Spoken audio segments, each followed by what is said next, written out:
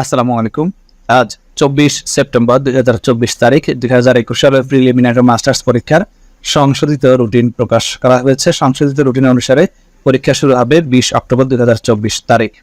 আগের রুটিনে ছিল 9 অক্টোবর, সেটা সম্পূর্ণ বাতিল। এখন এই নতুন রুটিন অনুসারে আপনাদের পরীক্ষা অনুষ্ঠিত হবে।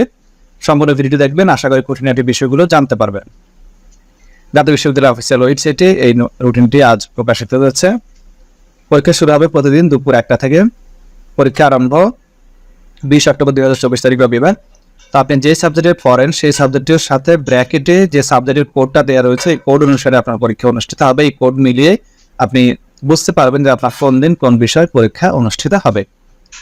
এরপর 23 October, 27 October, 30 October, 4 November, 7 November, 11 November, 20 November, 24 November, 25 November পরীক্ষা শেষ হবে। তো কোনো কারণে যদি রুটিন আবার পরিবর্তন করে আমি আপনাদেরকে ভিডিওর মাধ্যমে জানিয়ে দেবো। আপনি যদি ফেসবুক থেকে দেখেন, ফেসবুক পেজটিতে লাইক দিয়ে রাখবেন এবং ইউটিউব চ্যানেল থেকে দেখলে ইউটিউব চ্যানেলটিতে সাবস্ক্রাইব করে রাখবেন।